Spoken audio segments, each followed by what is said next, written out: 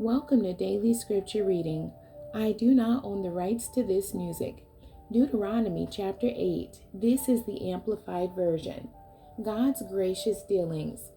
Every commandment that I am commanding you today, you shall be careful to do, so that you may live and multiply and go in and possess the land which the Lord swore to give to your fathers.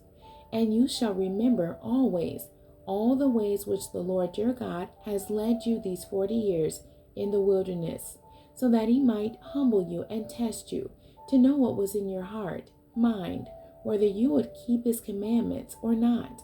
He humbled you and allowed you to be hungry, and fed you with manna, a substance which you did not know, nor did your fathers know, so that he might make you understand by personal experience that man does not live by bread alone, but man lives by every word that proceeds out of the mouth of the Lord. Your clothing did not wear out on you, nor did your feet swell these 40 years. Therefore, know in your heart, be fully cognizant, that the Lord your God disciplines and instructs you, just as a man disciplines and instructs his sons. Therefore, you shall keep the commandments of the Lord your God, to walk, that is, to live each and every day in his ways, and fear and worship him with awe-filled reverence and profound respect. For the Lord your God is bringing you into a good land, a land of brooks of water, of fountains and springs, flowing forth in valleys and hills, a land of wheat and barley and vines and fig trees and pomegranates, a land of olive oil and honey, a land where you will eat bread without shortage, in which you will lack nothing, a land whose stones are iron, and out of whose hills you can dig copper. When you have eaten and are satisfied, then you shall bless the Lord your God for the good land which he has given you.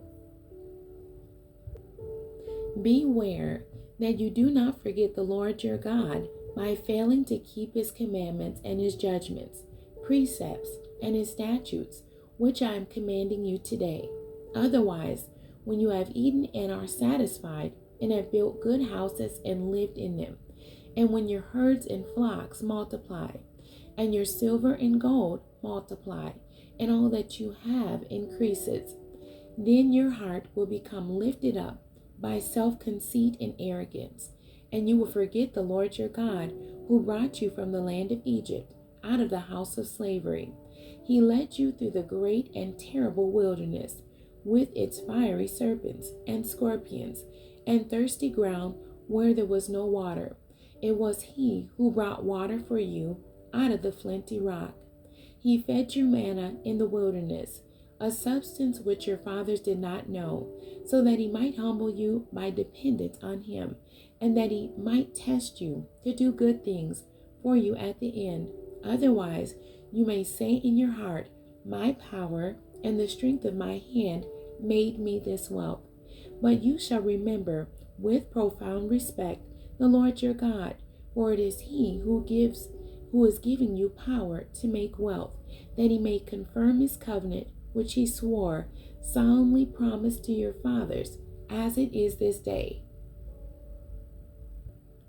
And it shall come about, if you ever forget the Lord your God, and follow other gods, and serve them, and worship them, I testify against you today that you will most certainly perish, like the nations which the Lord causes to perish before you.